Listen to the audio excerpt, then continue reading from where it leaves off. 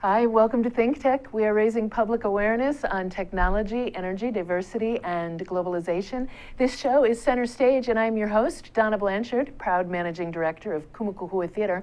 And we are coming to you live from Pioneer Plaza in downtown Honolulu, very near Kumukuhua Theater. Before I go any further with this show, I would like to give my sincere, heartfelt thanks to Will Kahele. He stepped in and hosted my show for a few weeks while I was off the island. Thank you very much, Will. You did a wonderful job, and I really appreciate it. You and your guests did a wonderful job. Okay, back to this week. While I was traveling around a little over the holidays, I got a chance to interview someone who is in the advertising industry. And I have wanted to have someone in the advertising industry on this show ever since I have had this show. And we'll talk about why when you actually see the interview. This is pre-taped, which will become apparent to you momentarily. I would like to introduce you to Jason Brown, who works with the Tombras Group. That's an advertising agency in Knoxville, Tennessee. So please enjoy. Thank you very much for being on my show. Yeah, thanks for having me. And you weren't absolutely certain why, normally on this show I interview artists. I like to talk with people about what they do and how they do it and why they do it. And I know you kind of questioned me when I said that I wanted to talk to you. Right. I think that what you do is not, it's like an art and a science, and it's sociology and it's psychology, but it's creative. You're reaching people through the art of word and picture and, movement and film and color and all of those. Well, we certainly try when done correctly. There is a lot of stuff out there that I think you could argue that it's not very creative at all, but we certainly do our best. Okay. So let's talk about what projects you're working on right now with the Tombras Group. Is there talk about anything that it's okay to discuss at this point? Okay, yeah. Well, right now we we're in our annual deal with the Kentucky Speedway. We do every year. They have a race in July, and so every year we plan out their marketing plan and start their creative at the beginning of the year. So and that's always fun, and they're fun to work with, and it's a cool client, being a NASCAR racetrack. So that's what I'll be doing. I mean, we started a little bit before the holiday break, but we'll be in it full-fledged when we get back. So. Okay, so you're advertising year-round things that go on there? Do they have races year-round? Pardon my ignorance. Well, they not year-round, and they only have a few. We're primarily focusing on their Sprint Cup race, which is only once a year. Oh, okay. And the advertising campaigns you put together for them are print, radio, television? We probably primarily for them will be doing television, radio, possibly some outdoor, and digital. Like billboard type stuff? Yeah. And by digital you mean? Banner ads. A website. Maybe some email. Okay. Oh, okay. All right. So here's what I think when I handle some marketing work for Kumukuhua Theater. Hi. So I would think about what's the audience that you want to reach with the advertising that you're doing. Is that part of what you sit around and discuss? Well, oftentimes, at the agency that I currently work at, we bring in the creatives to talk about that.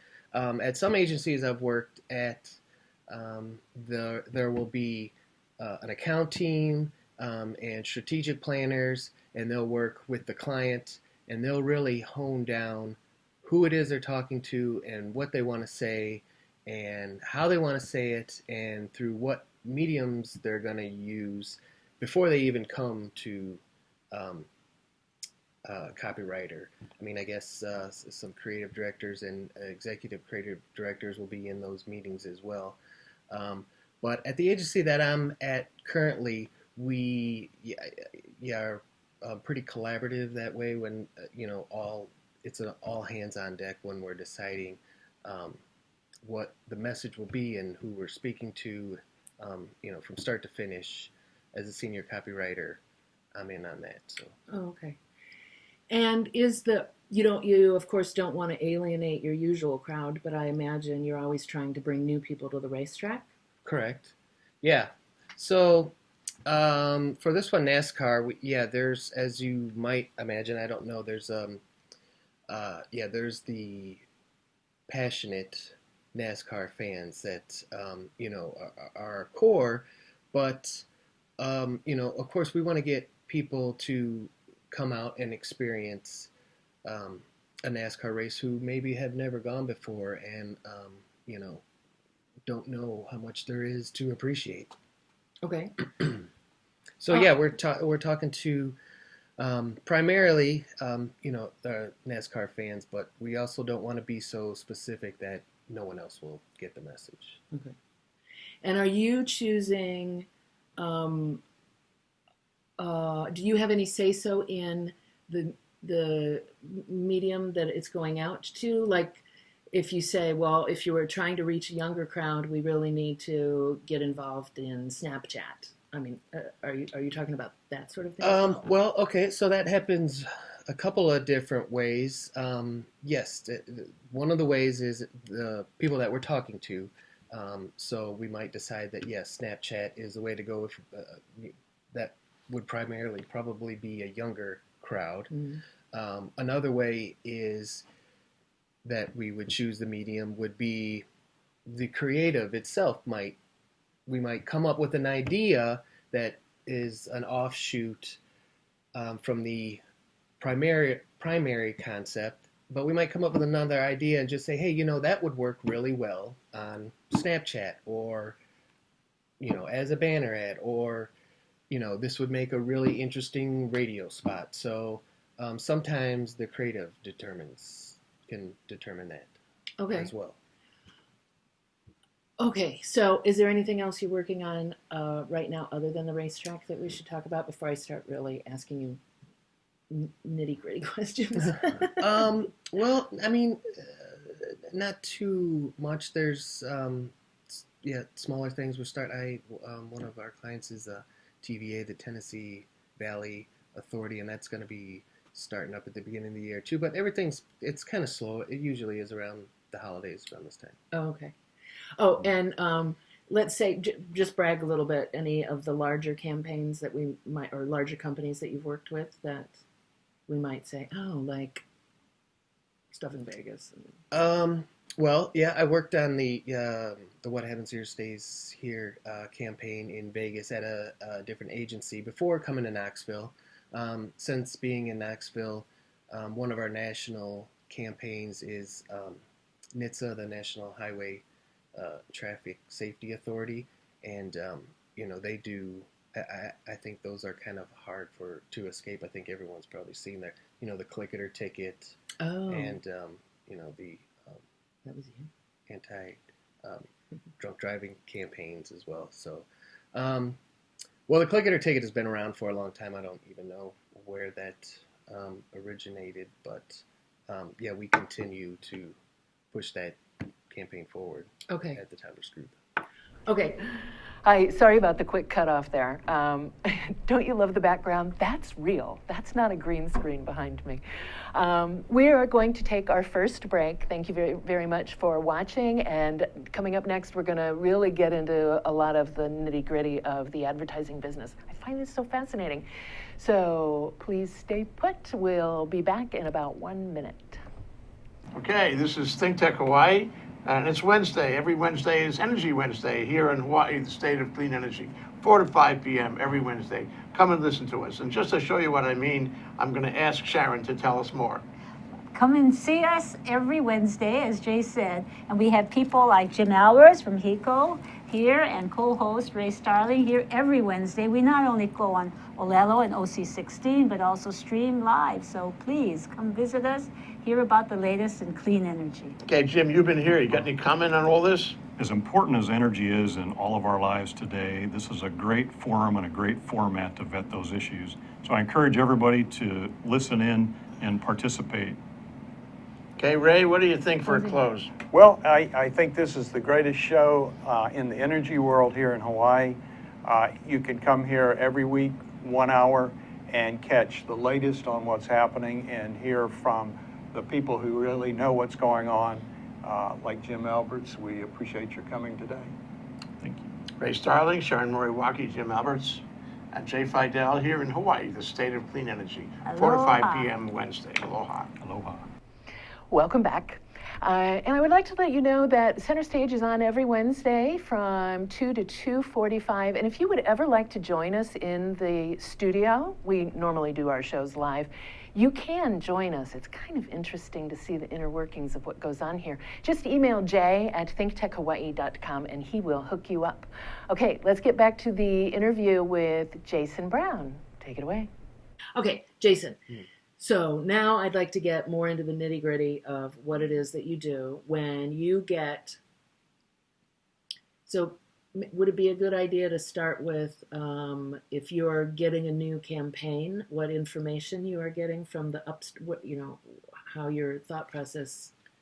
Okay. starts? Well, Okay. yeah, we'll start with, let's see, if we're starting a new campaign from the very beginning. Because sometimes we'll have a client will keep the same campaign, the same brand, and often at times this is the case. That's how you get to know and love the brands. But if we're starting from the beginning, we'll come in with a brief.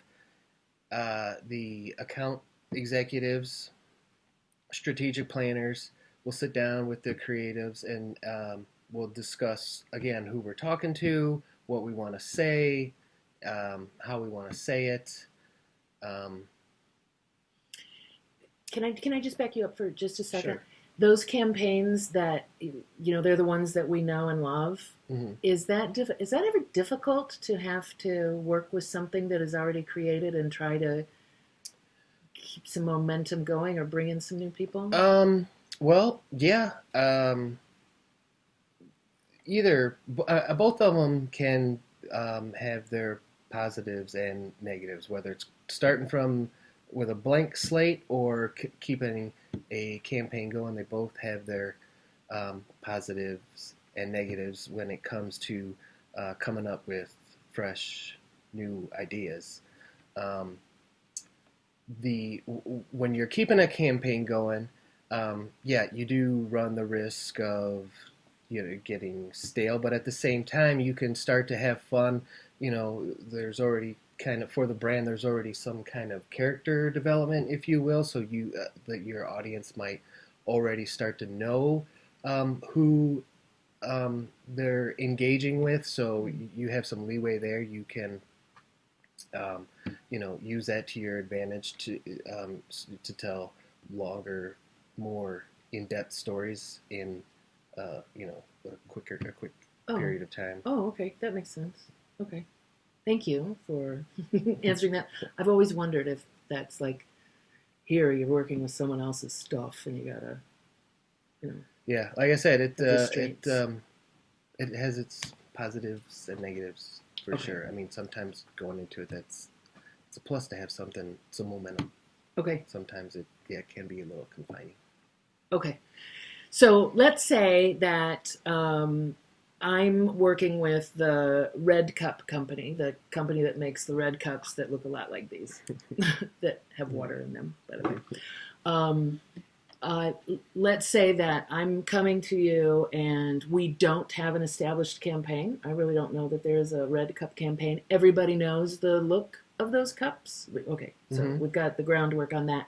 And I'm saying, we really want to be number one in the market. There's all these upstart generic red cups coming out. How do we want you to help us get to the top of this, and we're gonna in the top of our market, and we want to utilize, sky's the limit. Okay, so where do you go next? Okay, well, again, I'm a copywriter on the creative side. I think before I'm really brought into the loop, they're gonna do some serious research on the market as far as what the red cup is doing in the market, what people think of the red cup, if they know of it at all, if they prefer red over blue. Is there different colors? Do they, prefer to not have cups that are thrown away? Who are the people that are currently using them now? Is it a younger crowd? Is an older crowd? Are they used in group setting? It just whatever the case may be, there's usually a plethora of research to build upon, and that's just to see where we might want to take it. And then, Does that happen? Are you involved in that? Are you saying here's the questions we want asked, or is that information delivered to you? full service agency, our agency would do that. But again, that would be done. That's done by our research team and the strategic planners and the account executives before it starts to get to me as a copywriter. Okay, go ahead. You've I got don't- all that research, and now you know. Okay, let's just make some decisions about our campaign. Let's say that there's people over the age of 60 aren't really buying the red cups. I don't know if Red Cup even wants to try to tap that market or not. I don't know if they do either, but that would be one of the things that they would, look at and say, Okay. is this where we want to? So you hone this Yeah. down to we really want you know your age groups that you want, and you really want to get those people who are over 60, and you want to be able to reach people who are in the 30s and 20s. Okay. Yes. So Okay. now- So now we start to know who we're talking to.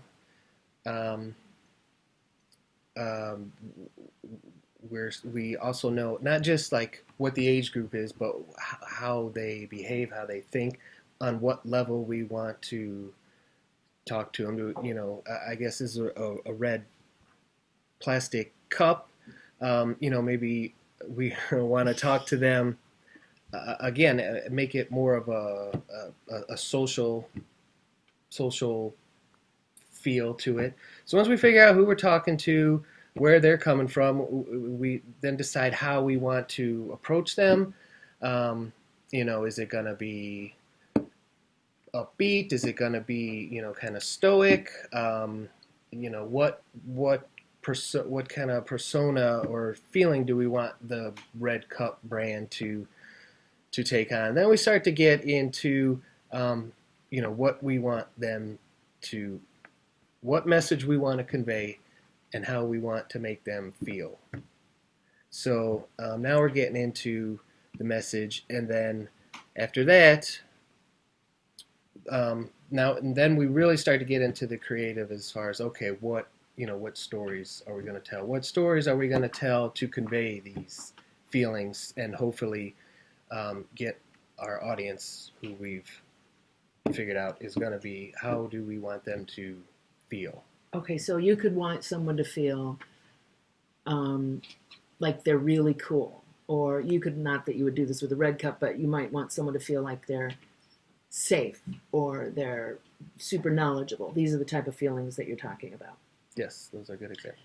Okay, so you want your people to feel like they're uber cool. And then are you thinking in terms of, do you feel like you are thinking in terms of the psychology of it? Is it more scientific, or are you just getting into it? And I mean, how Mad Men is this? Can we just break it down to that? How much like Mad Men is your world? Well, I don't know. It's been a while since I've seen Mad Men, but so yeah, I don't know if I can speak to that too much, but there is definitely a lot of psychology that goes into what we do. I feel like, a brand communicating with an audience or person is not too much different than a person communicating with another person. I think that's a good way to Except of you it. get time to think about it and plan, which you don't normally get to do in real life. Well, not always, but sometimes. I definitely didn't get to plan for this too much, but You're doing an excellent job. Okay, so to some extent I could go into a meeting and feel like I really want, if I'm trying to get a sponsor for the theater, then I really want them to feel passionate about my theater, and I want them to be able to recognize how good they will feel if they're, supporting this. So to some extent in real life, okay, we do that. But you guys get to sit down. That's kind of a good way to of thinking of it, to go on to go into a meeting and getting your point of view out there, and hopefully having your audience come away with the feeling that you want them to come with, and then ultimately, hopefully do whatever action it was that you were promoting. Get them to do or buy or whatever it is that you wanted them to do. Okay, so what about, did you read The Tipping Point? Who wrote that book? Malcolm McDowell? Malcolm? I'll think of it. Yeah, no, I have not. Gladwell. Okay. Oh, okay. Okay, well, he talks about, there is a lot of psychology involved in what is going to make us buy Hunts instead of Heinz, And I've always wondered how much of that is really going into the room when you're sitting around batting around ideas or something.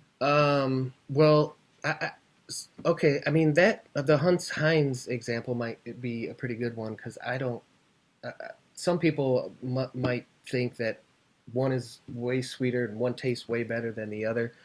I haven't found that to be the case. I've never seen Hunts or Heinz and thought twice about it. I've never said, oh, they only have Heinz. Well, I'm not going to eat ketchup here. But still, you buy one of them. How do you decide? So, yeah, that's a good example, because I think those are pretty similar. It's all about so it's just the brand itself that is they're differentiating. You can't really say, it's all about the feeling. Yes, some attraction, some pull you have to one or the other, some brand loyalty, and that's a big part of what we do. And Hunts Heinz is, like I said, a good one, because they might not have too much that differentiates them from the other. So it's all a matter of the advertising that goes into it that makes us feel like, oh, this is like Mom's, or this is like that trendy new restaurant down the street. Which way do you want to feel about it? And who's the generation that you're speaking to more with that? Yes. I guess. Hi. Is it just me? I find it really fascinating to think about the fact that we're getting these little stories in the form of advertising, and I actually enjoy it, even though I know they're just trying to get into my head. I don't know. So we're going to take another break now. Please stick around. We will be right back with Center Stage. Aloha, my name is Kirsten Baumgart-Turner, and I'm the host of Sustainable Hawaii at thinktechhawaii.com. We air live on the internet and also on Oceanic Channel 16. I'd invite you to come for a fresh new show every Tuesday from 12 to 1 o'clock.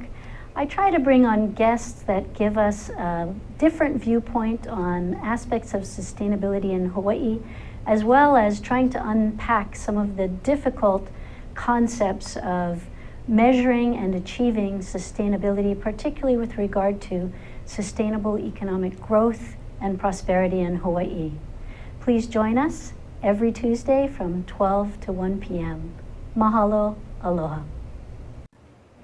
Hi, I'm Ethan Allen, host of Likeable Science on Think Tech Hawaii. Come join us every Friday at 2 p.m. when I interview interesting scientists about what they do, why they do it, and why we should all care about it. It's a lot of fun to see. We hear, and you can learn interesting stuff. You'll hear all kinds of fascinating science, and we know you'll have a great time.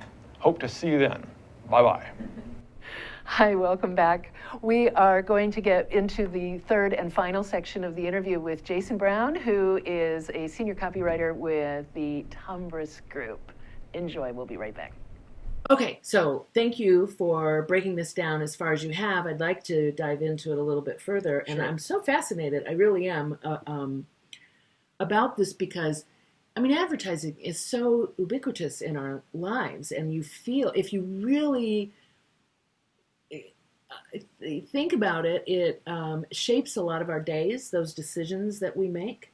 We are touched in, like if you're watching a movie and you hate all the commercial breaks, which a lot of people complain about, you're still being affected by advertising in so many soft ways that I think enhance our lives. I mean, we get told little stories constantly. Well, hopefully, again, I think as all creatives in advertising try and make everything, we want it to be interesting. We want to tell interesting stories that will engage our viewers, even though our viewers are not willing participants almost always, like a novelist or a screenwriter might. They have willing participants. We're jumping in, kind of interrupting your TV program or your daily commute or whatever.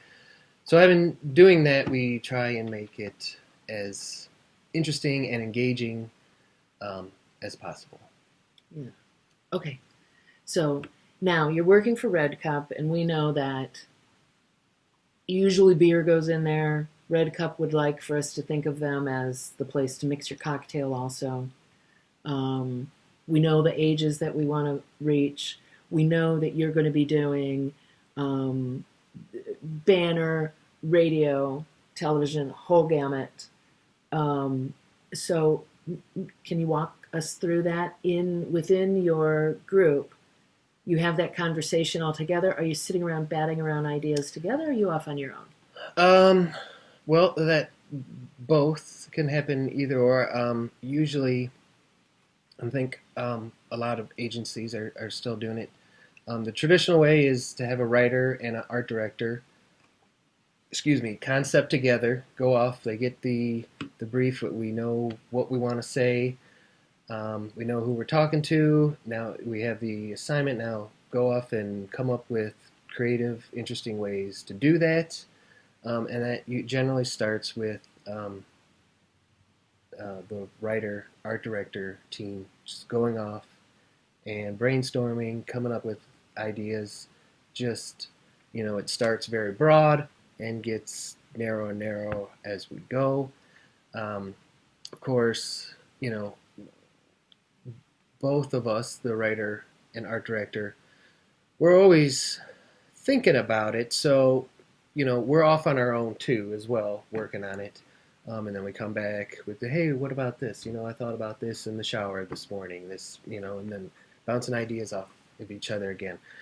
After that, then we share them with our creative director, and he can, say yes, pursue that more. No, I don't think that's working. Or what if you tried this? Now it's like a 3-person brainstorm session. That and then from there they get honed down, and then we start to share those ideas, the polished ideas, more polished. They're still rough, but they're a little more polished by the time we take them to the account executives. Okay, and when you are working on your own, when you're doing creative work, I find that when I do creative work, I keep my ukulele in my office, and sometimes I just will sit and play for an hour until something comes with me, and I'm writing grant proposals. I mean, that's just to write grant proposals. I can't even. I'm sure it takes a great deal of distraction at times and play. Yeah, and that's why many ad agencies are very fun to visit and hang out in. They try and keep the creative energy flowing. That's, a lot of them will have, game rooms. Just sometimes you can only think about something for so long that you need to not think about it and let it just kind of marinate.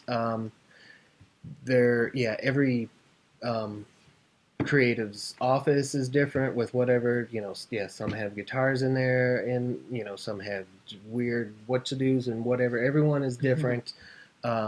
But obviously that is encouraged in a creative environment.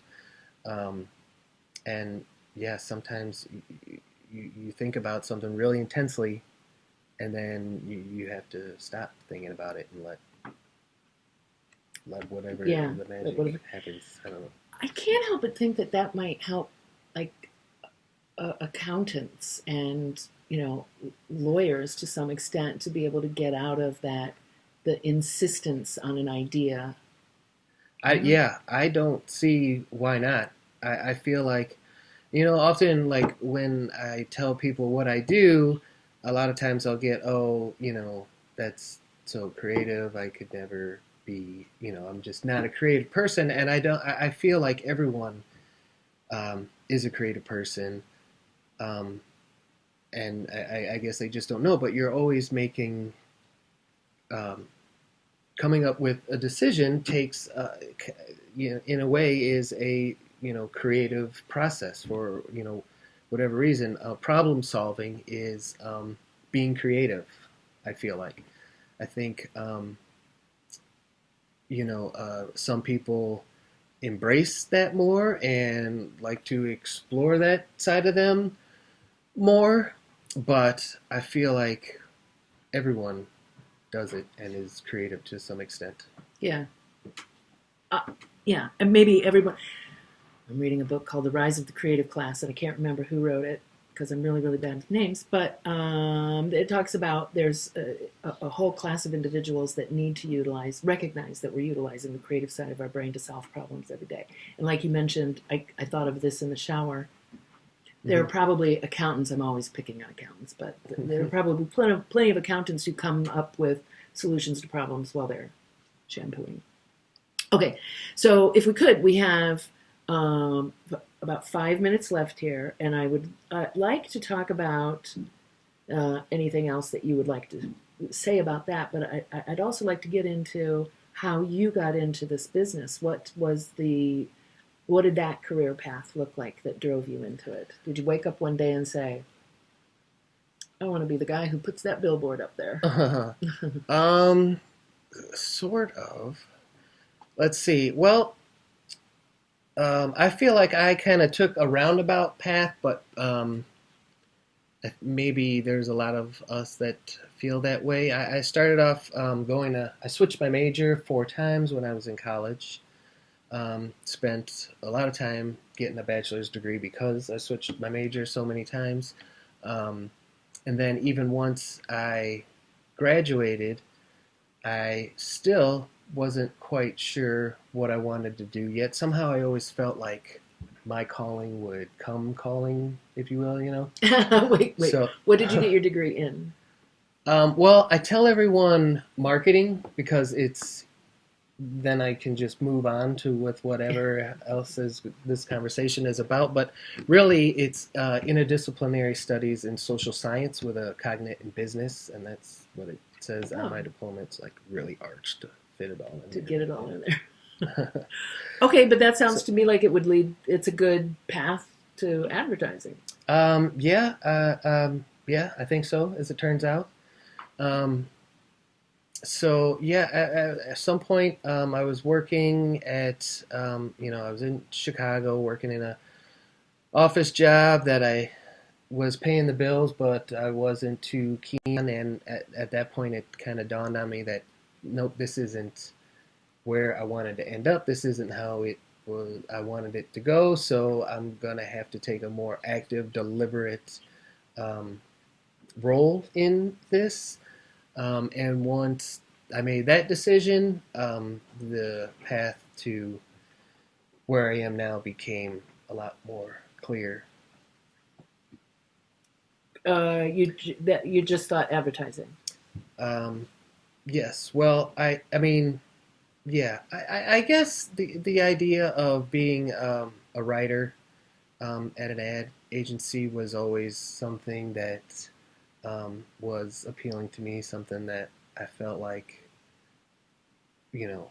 that I could do well, and also, it was something that I would be excited about going into work every day. Yeah.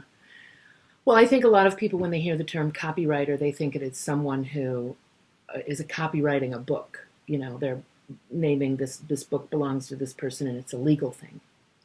Right. recognize that copywriter is the person who is writing the words that are in the advertising campaign, what people are saying in a commercial.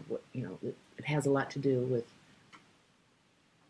It has a huge amount to do with the advertising that we are receiving. So I'm curious to know.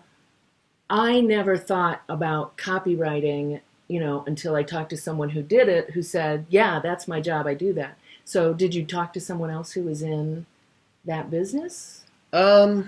No, not really. I just started researching it, online and seeing how, the people who had the job that I want, how they got there. So shortly thereafter, I enrolled in a portfolio school, put together a body of work of, comp ads of real products, but make believe ads, and with that, use that to show employers what what I was capable of doing, and that was enough to get my foot in the door.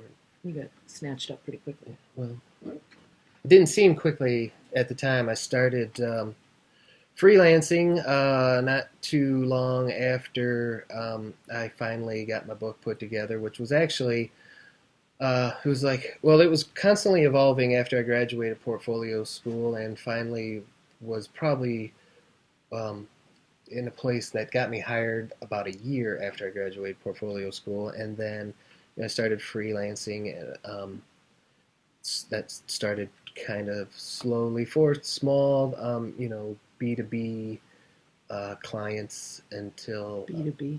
Business to business. Gotcha. My first ad, I think, was for Slang. toilet bowl parts. It's copy about the toilet bowl. Got to start innards. somewhere. Yeah. So Some people's careers end up in the toilet. Right. You started there. Nowhere but up to go from there. So. Okay, we have like a minute left. Let me ask real quick, do you spend a lot of time watching commercials and like really seeking ads? Well, yes, but I do it online. There's several websites I go to, just to see what is really inspiring. But also, I think a lot of the inspiration for the work that I do comes from all different creative mediums, and pop culture, and just, I think you got to get out of the ad world to be able to do anything interesting in the ad world. You don't want to just duplicate what other people are putting out there. Yeah. But yeah, no, when I'm watching TV at home, though, I flick away from the commercials just like everybody else. That's interesting. Favorite commercial that's out there right now? Do you have one off the top of your head? That's out there right now. No, well, off the top of my head, I saw a commercial, and it's not even out there, in that it was a student work. Again, this is just off the top of my head, and I saw it just a couple days ago. But it was done really well. It was student work, and it was the best piece that I ever seen. It was highly produced by some students in Germany somewhere, and you can see it on Ad Week. But it was again spec work for Johnny Walker's Keep Walking campaign, and it was done really well. So yeah. Oh, okay. Not one we've probably seen, but cool. You have your favorite out there. My favorite is in magazine. It was in the September issue of Vogue. It was the first time I'd ever seen anything like this. It was Donatella Versace wearing one of her ensembles with no name anywhere, no logo anywhere. She is such an icon that all we needed to do is see her, and we know, oh, that's Versace. We're out of time. Cool. Thank you very much. All right, thank you to me. And thank you. That commercial that Jason was talking about, the spec for Johnny Walker, we will post that link for you. It'll be on the YouTube channel. You can also check it out on the Facebook, on our Facebook page, Think Tech Hawaii, and I'll tweet it also, Think Tech HI. Thank you very much for being here. I would like to thank the away team also. We had some lighting designers there. Mary Brown and Samantha Dudley helped us out. I would like to thank Cadence Brown. She was sort of our house manager. I would also like to thank Noah Brown and Kim Brown for letting us use their set. Reed House. And what the heck, we'll thank Sean Brown, Monica Brown, Bailey Brown, and we already thanked Cadence Harley Brown also. Here, for the home team, I would like to thank Zuri Bender, who is our studio overlord and is in my ear. I'd like to thank our stage floor manager, Sachi Slomov, who's right over there. Thank you, Sachi. I'd also like to thank Jay Fidel, who somehow manages to put all of this together. We will see you next week here at Center Stage. Bye.